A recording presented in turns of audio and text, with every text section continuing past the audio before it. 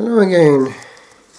In the Acts of the Apostles, in chapter 2, we find a scene from the incipient life of the church.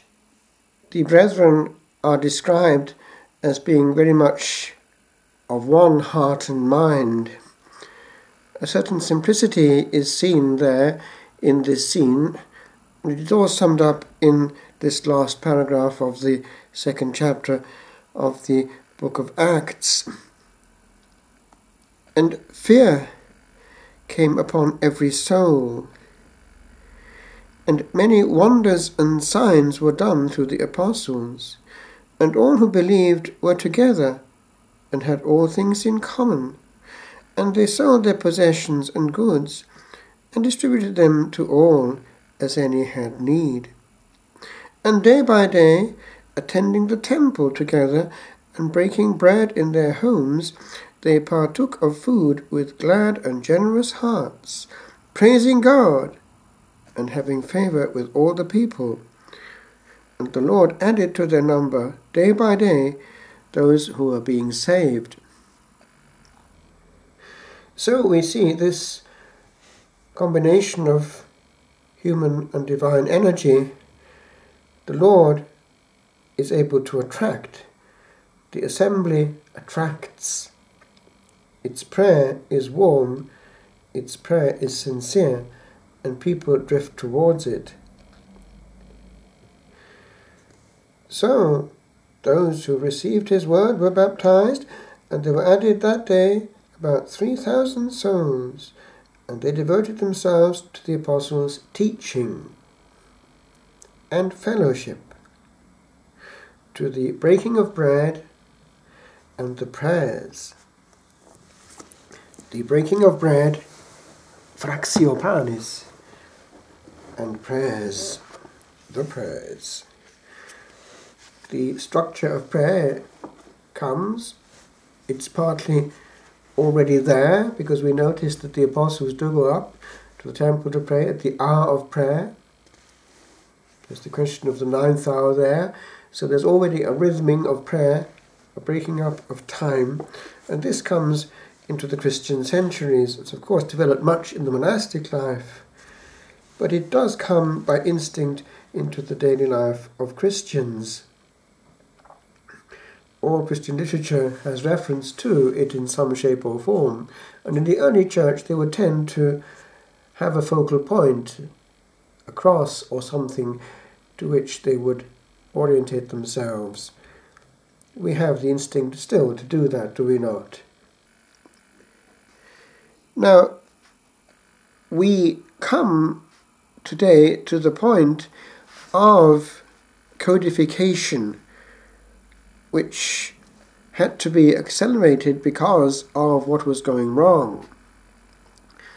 The reform in the mind of Martin Luther unfortunately turned into a revolt and a breakup. Disintegration was taking place. Once people left the fold and its authority and the guarantee of the Holy Spirit, then there could but be an embryo of auto-division forevermore. Indeed, the great suffering of Martin Luther at the end of his life was to see that what he had begun was like a machine which was going to carry on dividing itself up. And he found that whereas in the beginning he had great authority, personal authority, and people listened to him, he found that other people were gaining something of that authority by the end of his life, because the point of reference was no longer that of authority. And where was the authority if it was only that of his word against somebody else's? And so the points of reform, of reformation, multiplied. And we have now down the line the fruits thereof. Foundations, communities, by the thousand, all doing their own thing. So, what happened? The Holy Spirit put on the heart of the Church Fathers to relight reunite themselves more than once in these sessions at Trent, so as to address the issue calmly and precisely with one heart and mind, claiming the guidance of the Spirit promised to the Church. It can only happen when the bishops are together under Peter.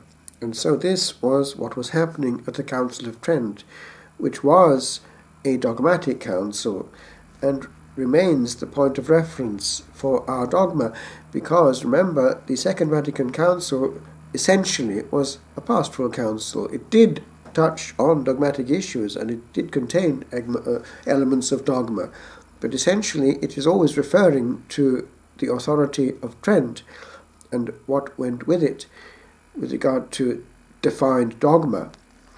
We know that the Spirit guarantees that the truth is being proclaimed when a canon is promulgated. A canon takes the form of si quis, and then anathema sit. So if anyone says or doesn't say let him be anathema. So that is a formula which contains truth. It cannot be proclaimed outside the guarantee of the Spirit, because the bishops are united with Peter at that point and claiming the authority of the Spirit to speak. As in the Acts of the Apostles, it has seemed good to the Holy Spirit and to ourselves. So it's a continuum from the early church, and it was the principle of the councils, the ecumenical councils. Now, since the early church, they knew that the Spirit was guiding them. The word ecumenical means of the whole inhabited world, oikomeni. An oikos is a house, and so these people are inhabiting the world. It is the whole body of bishops.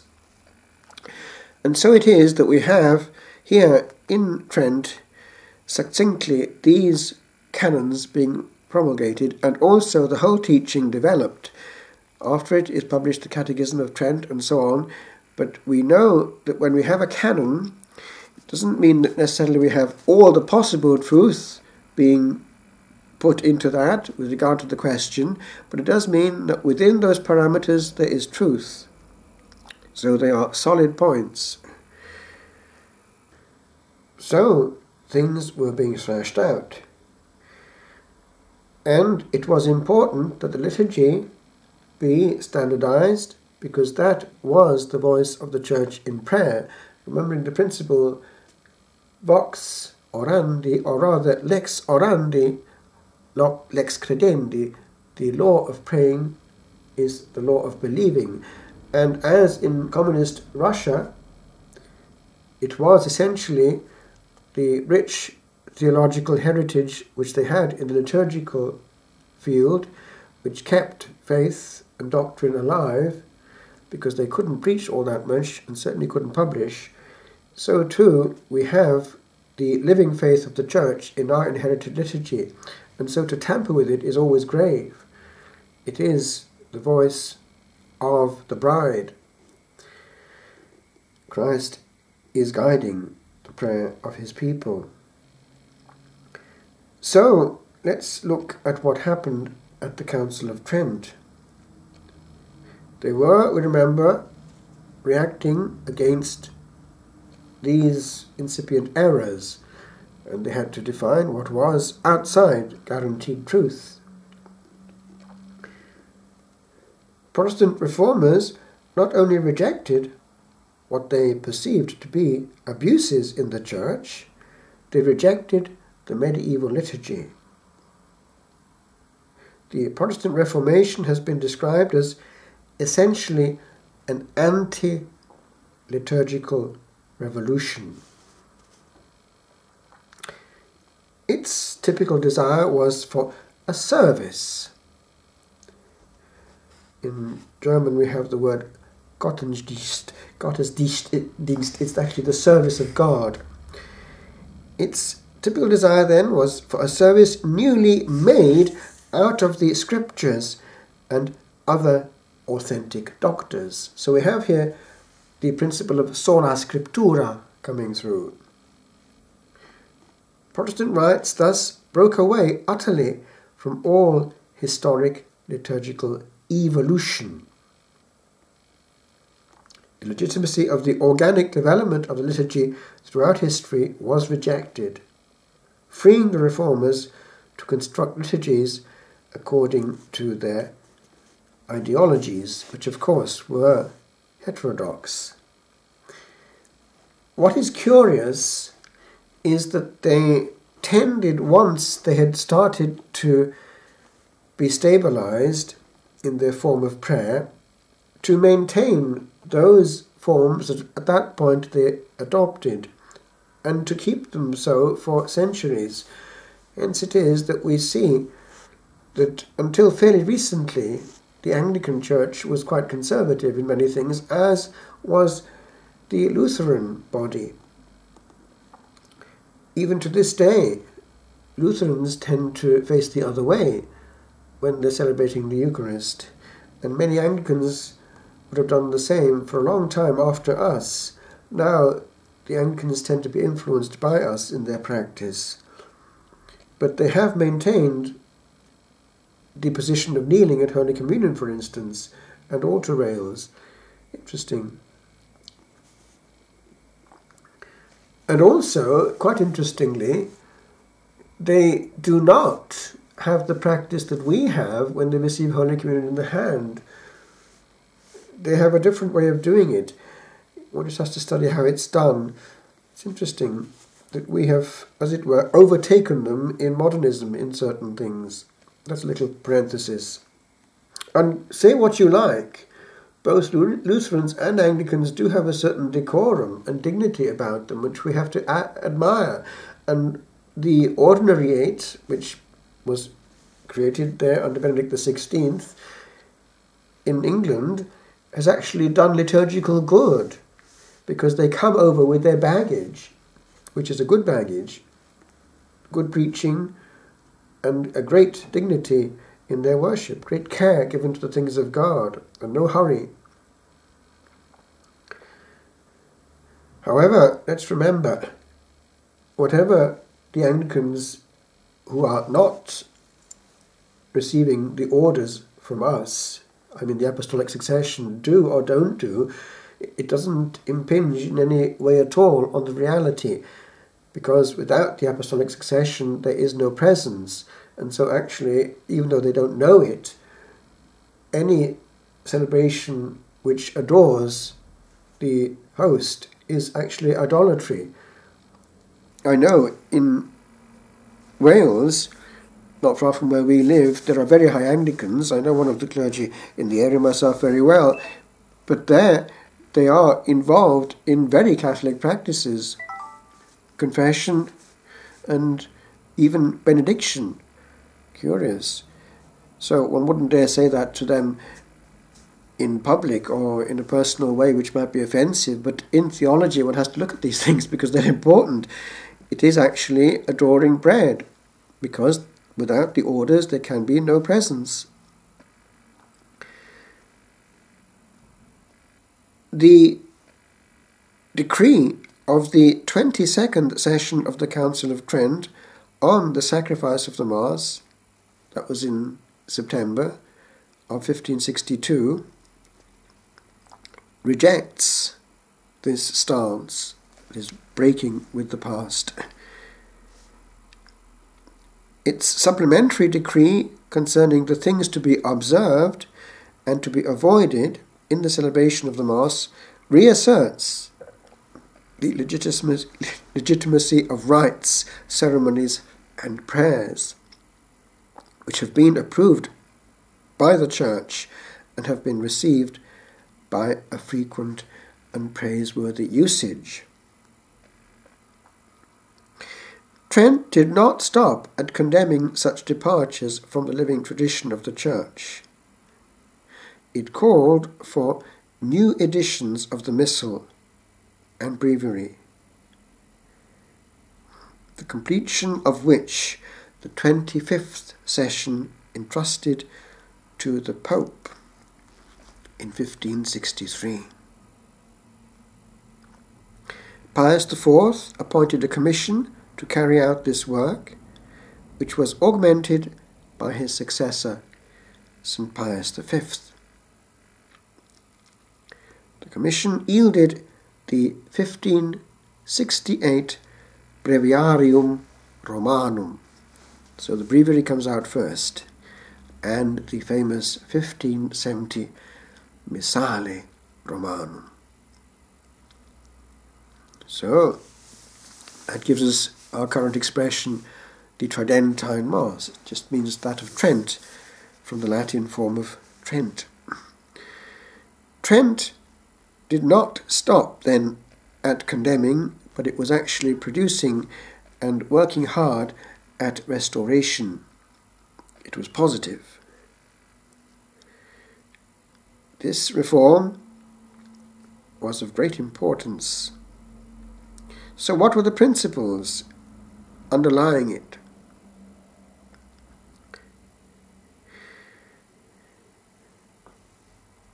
The proceedings of the Commission are practically unknown. We only have the result of their work. But it is clear that their task was not to make a new missal, but to restore the existing one. So that's an important bottom line. According, that is, to the custom and rite of the Holy Fathers, using for that purpose the best manuscripts and other documents.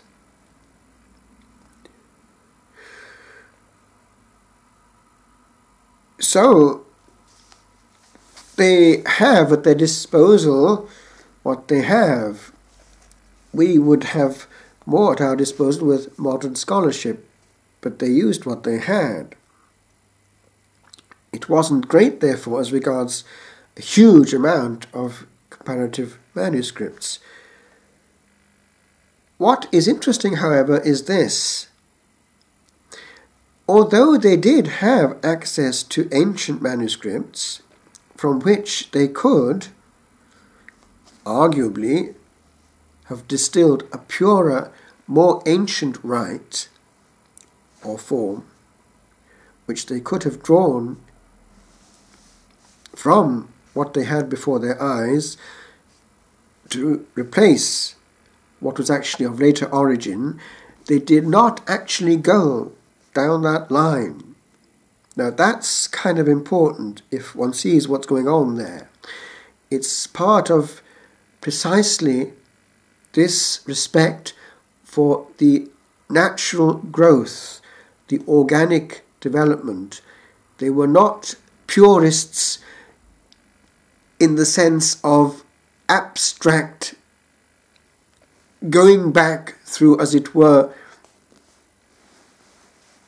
digging into the past and putting up something which actually is no longer living. So let's see what's going on.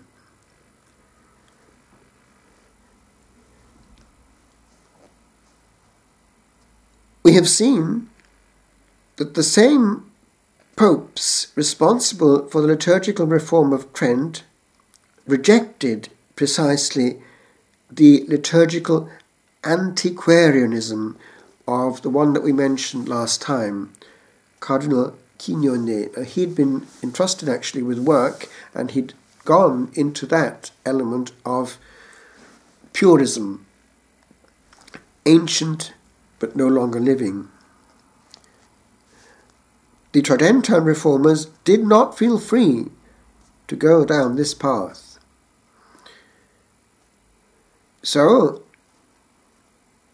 it's not just a question of digging up again, as in some archaeological dig, the Latin of Cicero to take the place of the natural, grown, freed up language of the Church, living Latin, but also the question of seeing at what point we're at in the growth and development of liturgy, and not making abstraction of actually the work of the Holy Spirit in union with the hearts of the people of God over the centuries.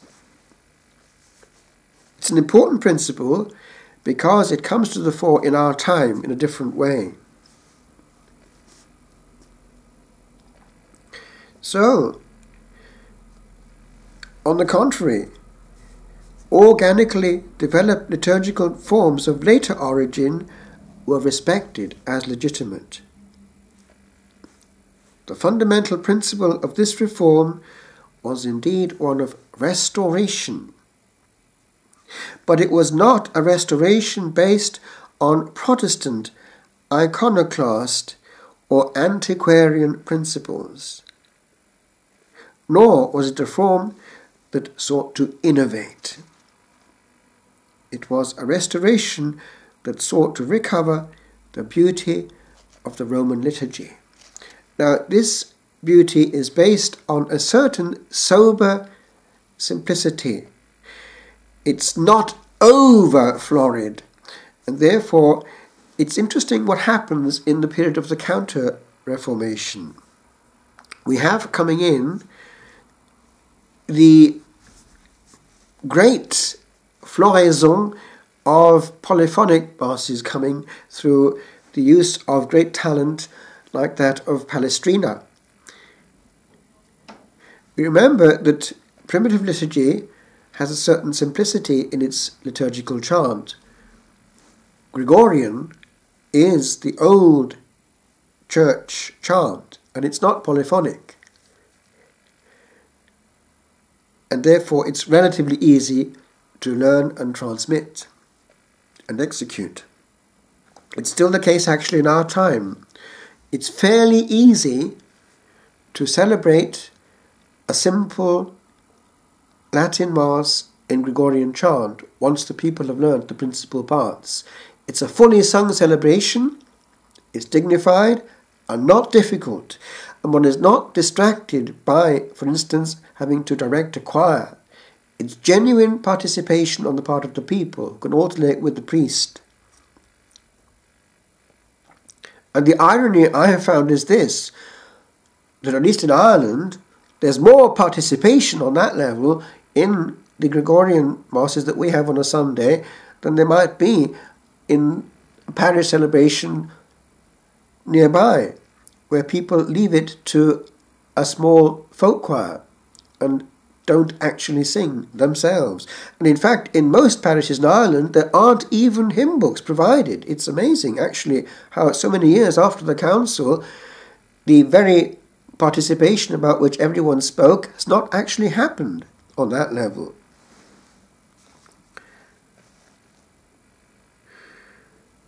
It's also interesting to note that, say what one like, a certain growth did happen within the Protestant sphere because what did develop was the element of hymnody and musical composition.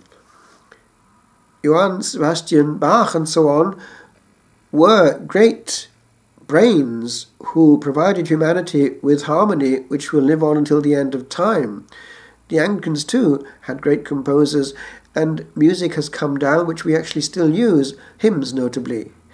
And so this is not indifferent. And in my own country, in Wales, what came out of the wave of reform, you know what I mean, because Wales had its own subdivisions afterwards, Methodists and so on came in. But a great plethora of composition came in, and it's not indifferent. And they do certainly lift the heart and mind to God.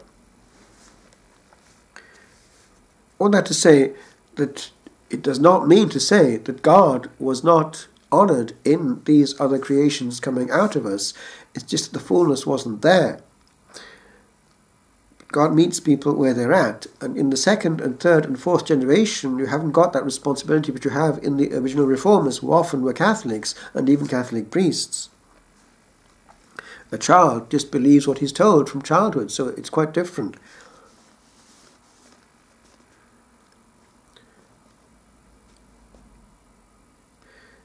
The organism was pruned, therefore, that it might flower again. Certainly, the standard of the commission in question was that of antiquity. But by antiquity, the commission understood the developed Roman liturgy of the 11th century, the Missal of the Roman Curia spread by the mendicants, which takes me back to where I was a couple of sessions back, the important moment of the mendicants, the Franciscans especially, who needed a portable missal and with their mobility became mobile, a standard celebration. So we'll come back in a few minutes. So, as I was saying, the phrase used by St. Pius V's bull, Quo Primum, that's the one that accompanied the promulgation of the famous Missal, to describe the fundamental principle of the Reform of Trent is this: ad pristinam missale ipsum sanctorum patrum normam ac ritum restituerunt. So, they restored the Missal itself to the pristine norm and the rite of the Holy Fathers. So, what's it saying? Read in context, it does not actually mean a return to some supposedly pure, in inverted commas, form of the liturgy found in antiquity, such as the early liturgical forms, say 4th, 5th, 6th centuries, as people might be inclined to think. Rather, the words referred to developed liturgical forms with a living tradition of over 200 years. There's an old phrase, the Church thinks in centuries. St. Pius V's provision in Quo Primum for the continuance of local rites that have a custom of this length, it's 200 years or more, illustrates precisely where the bounds of antiquity lay in his mind. He forbids, henceforth and forever, throughout the Christian world, to sing or to read masses according to any formula other than that of this Missal, saving only those churches in which the practice of saying Mass differently was granted over 200 years ago. You see the respect there. And those in which there has prevailed a similar custom. So here the question of custom coming in as well. Followed continuously for a period of not less than 200 years. In which cases we in no wise rescind their prerogatives or customs aforesaid. So there's great respect there for living prayer. There's no bulldozer coming in here. Antiquity then, as recognized and respected by the liturgical reform of St. Pius V, included what 20th century liturgists deprecate as actually quite late and therefore corrupt liturgical forms. On the contrary, it was respected. And if one looks carefully at what came out of the Council of Trent in the 1570 Missal, one observes huge respect for what is coming through. Because if one analyzes it, one finds that what they tended to do was not jettison, but maintain. Because we have in practice, in the old Missal of 1570, things being repeated. Why? Because they have taken different families of liturgy, and rather than blow them up, send them out into the cold, they put them side by side. And so it is that one is starting, for instance, more than once. One is starting about 3 times, or even perhaps traces of 4. There are different starts to the liturgy, and that principle can be seen in different parts of the Mass right through. They have taken a bit from there, a bit from there, And they are still there because they were aware of the antiquity of these prayers and rites, which explains the large number of signs of the cross and so on. So that's what we have coming out of the Council of Trent, maintaining what is ancient, not daring to jettison, which explains why the fathers at the Second Vatican Council had to address the issue and take the bull by the horns, because they could see the problem, and the language in the general instruction to the Roman Missal of Blessed Paul VI is clear, that it has to get back to the purity of lines, as in a great cathedral where overgrowth has made obscure the thrust of the main lines. So, as Cardinal Heenan commented when he saw what was coming out of the council immediately after the progressive changes, he could see, and this was his expression, the new Mass is going to be, or is seen to be, more streamlined. That was the expression, more streamlined. And he meant by that that one could see the correct application going towards something which was linear and not, as it were, too distracting. Unfortunately, it wasn't applied always with that mentality. It was sometimes just laziness coming in, an element of a free-for-all, which wasn't at all the mind of the Council Fathers. But he, being a bit of a liturgist, was aware of all that was implied. And by the way, you know that England was the only country that had the indult. There was great pressure from people of literature and culture on the Vatican, and the Vatican did allow the English indult. They could, under certain circumstances, have the Tridentine Mass all those years under certain circumstances. It wasn't much used, but it was around, and it could be invoked. Anyway, that's a little parenthesis.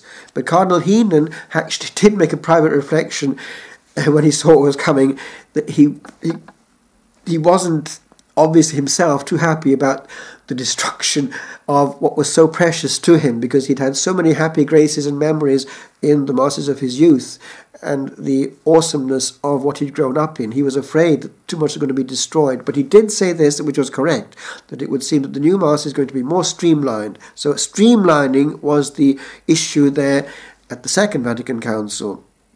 It wasn't so much the case in the Council of Trent, where precisely the maintaining of what was ancient led to what we know to be safe, but actually heavy.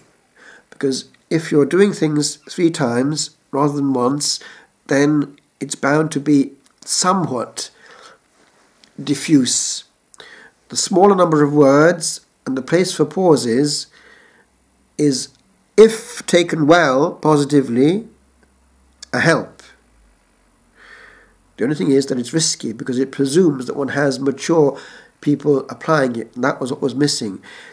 It goes well when there's an interior life and a great warmth towards Jesus Christ present. If that is lacking, and if it becomes human, then it's bound to be a disaster, because the new has that problem that it leaves a lot, and I mean a lot, to the competence of the celebrant. A huge onus is placed on the individual, which is not the case in the Tridentine celebration. It's all basically laid out, and there's no room for going astray. The only thing is, and that was also a problem which had to be cleaned up at the Second Vatican Council, because of the large number of words, the question of speed does tend to devastate, and that's what was going on, unfortunately. The speed, the speed, the speed. So, just to be aware, liturgy is not simple. It's never simple. How can it be? It's the very life of the Church. And so all the human dynamics are intermingled as regards grassroots application. But the bottom line is still this. What the Lord wants is prayer in sincerity and truth. And that we can't get away from. We must not just look at the question of the rite, but also, and in an eminent way, at the heart, praying, because that's the organ of prayer. The rite is used, but it's the heart that must be praying. And if the heart is praying, the rite will be well used. If it's not, then it'll be a disaster. So let's get to the real problem.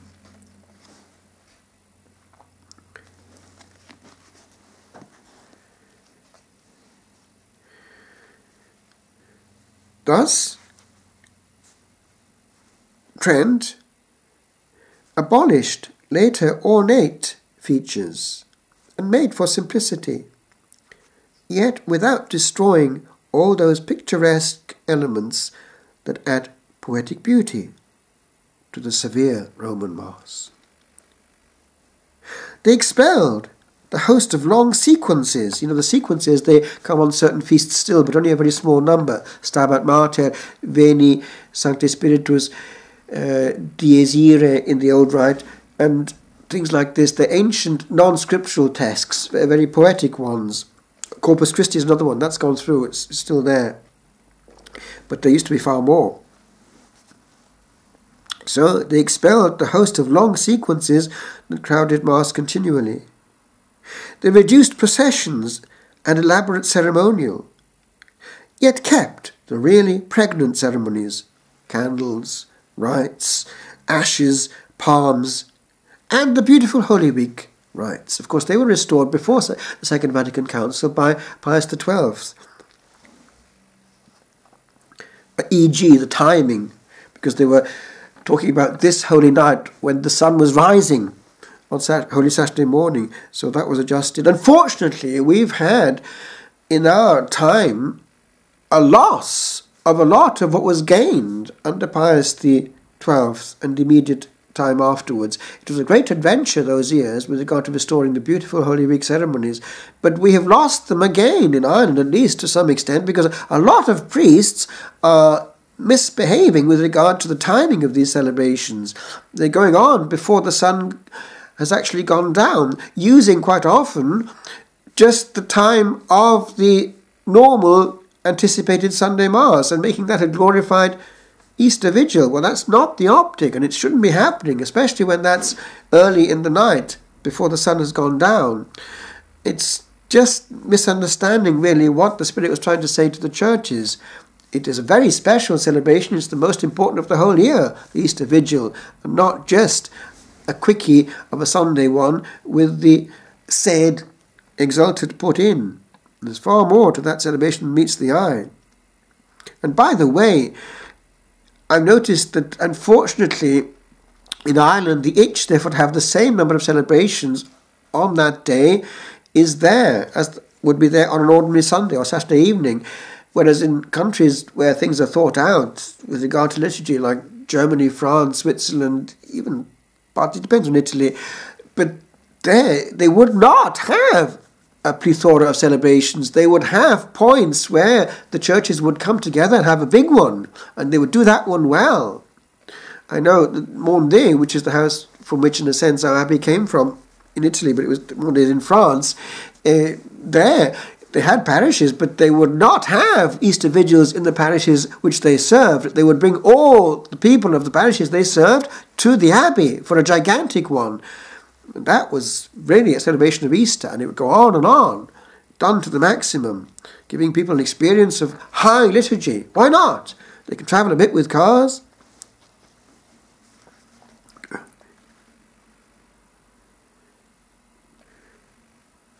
The Commission made prudential decisions about which one can argue. Their failure to incorporate an offertory procession, that had been mooted, which was a possibility in the air, because it had featured in Burchard's 1498 Ordo Missae, which was one of the Commission's sources precisely, but it was not taken on board, that particular element of the offertory procession. It was, of course, at the Second Vatican Council.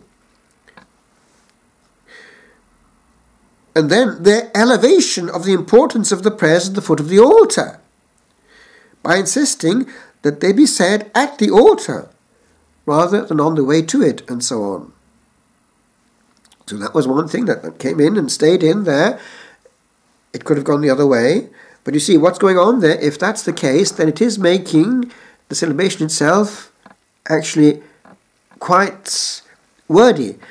There are a lot of words there actually in the sanctuary, if you see what I mean. And the prayers at the foot of the altar you've got more than one family coming in there. If you look carefully what's going on there, they're starting more than once. So it's interesting what's going on there. But the Council of Trent was so respectful that they did not want to lose these things, but actually they will put them even in church and not on the way there as secret prayers.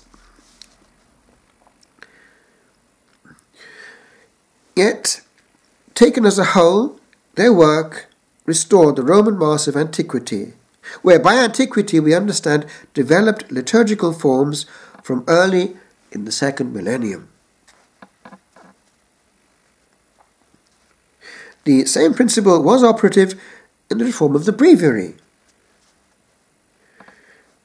So, this Benedictine Dom Bodo says that the object of the commission was not to create a new breviary, but to restore that already in existence to its primitive condition, having regard at the same time to altered circumstances.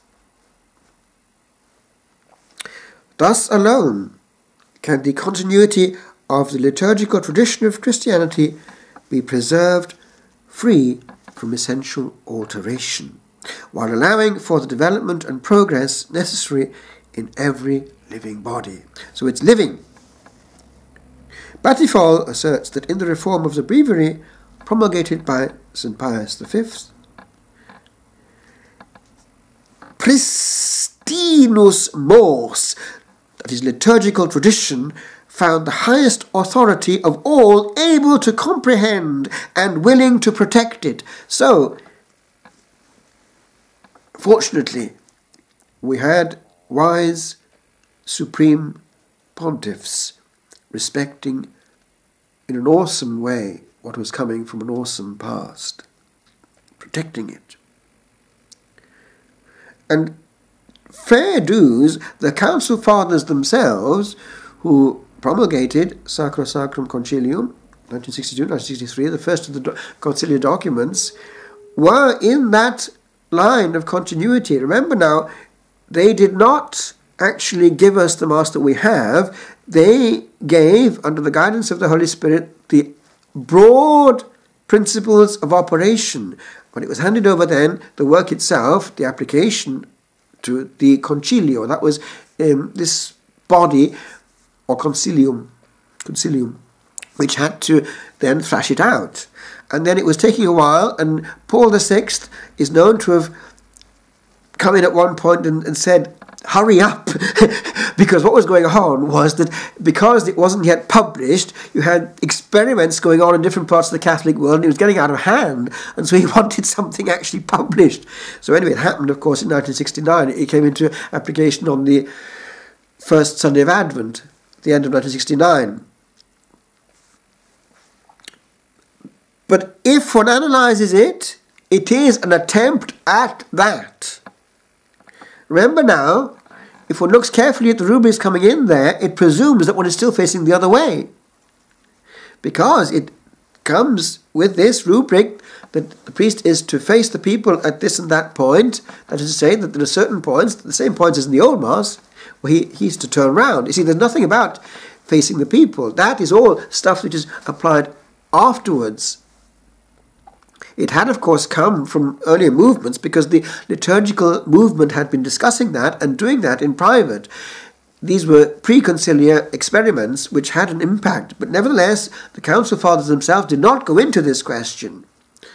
And we must clarify this, that the Council Fathers themselves were protected by the Spirit. What was less protected was stuff that individuals did afterwards without that same authority.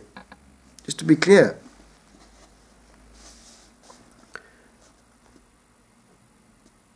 And by the way, one can celebrate very well the present Mass with great reverence. Don't blame the rite for the person's problem. Love has a language.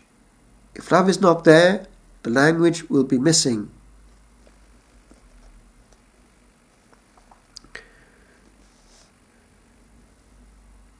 Anthony Chadwick argues that the principles guiding the work of the same commission on the breviary, that's the one published in 1568, apply to their work on the Missal. in the case of the breviary, the working documentation survives, so we have more information about the thought patterns there behind the scenes. He points out that the President of the Commission protested that their work was not a compilation, because what happened was it was described as a compilatum in the bull that was promulgating it, but a correction, not a restoration. So it was not a compilation, but a correction and a restoration. That similar principles should have guided their work on the Missal appears reasonable.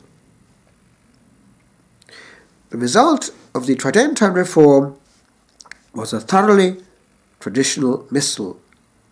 Its structure and content were not radically rearranged or abridged, nor were they disproportionately supplanted by innovations.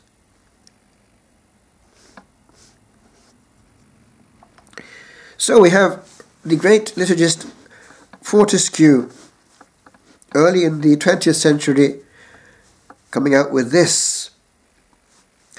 Our Missal is still that of Pius V.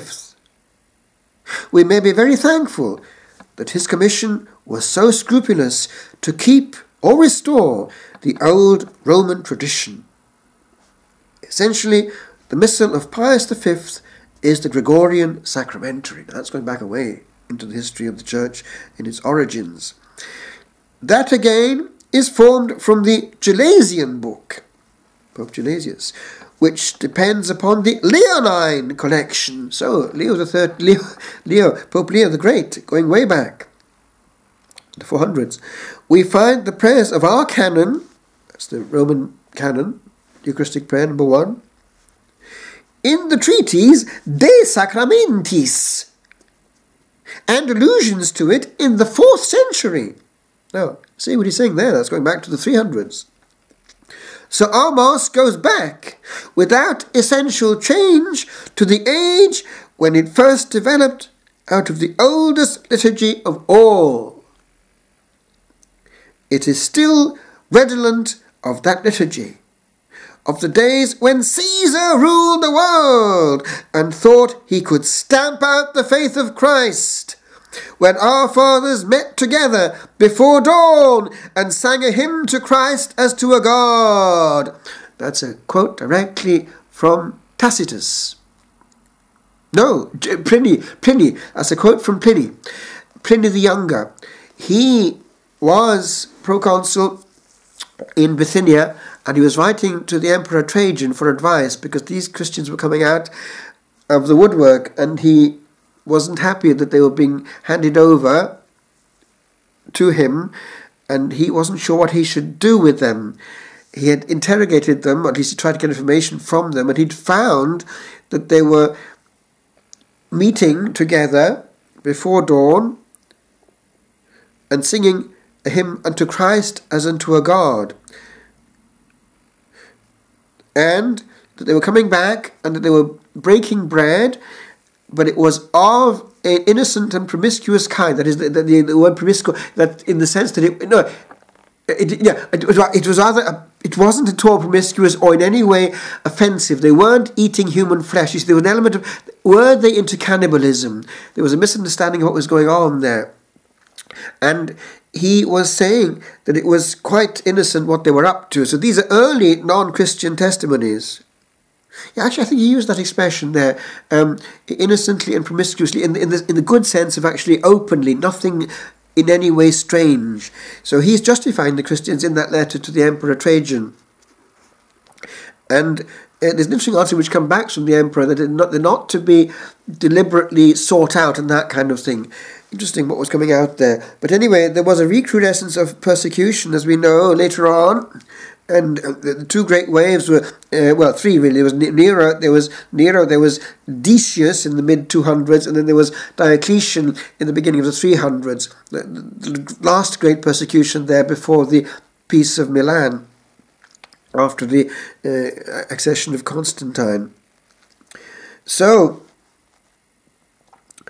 this is to say that this was the Eucharistic prayer that was known essentially under persecution, and that can be traced in it, because we have the names of who? Precisely early Roman martyrs. They're there in the Eucharistic prayer and they testify to the antiquity of that prayer, as do the Hebrew expressions in there, referring to pre-Christian figures. So it's ancient, and they're using hunc preclarum calicem, this precious chalice, going back to the times when actually the apostles had the very chalice in their hand as they had the first celebrations after the resurrection and the Pentecost. There is not in Christendom another rite as venerable as ours. That's the opinion of the great liturgist Fortescue. Dom David Knowles, a Benedictine, expressed a similar opinion in 1971. The Missal of 1570 was indeed the result of instructions given at Trent, but it was in fact, as regards the ordinary, canon, proper of the time, and much else, a replica of the Missal of 1474, which is in turn repeated in all essentials the practice of the Roman Church of the epoch of Innocent III, which itself derived from the usage of Gregory the Great and his successors in the 7th century. In short, the Missal of 1570 was in essentials the usage of the mainstream of medieval European liturgy, which included England and its rites. The Missal of 1570 was essentially traditional. I just conclude by adding a little meditation I put on the august presence that we have before us. And when we're handling rites, we're handling the language of God given unto man. God is here. Here. What is it, Master? What is lying here? What is the essence of a presence hid? I cannot know, yet know there's something near, nor here, yet here within a something bid. Come close, come closer still, come very close. Nay, thou art not close enough, for two need be not very far apart. For one small dose of magic from a god works heavily. O thinker of all love, tap gently on, and draw where thou art drawing, for alone I can but love the fair. And where there's none but fairness dark, I love a light unknown. For though I see thee not, I touch thee well, and there is looking in a little cell.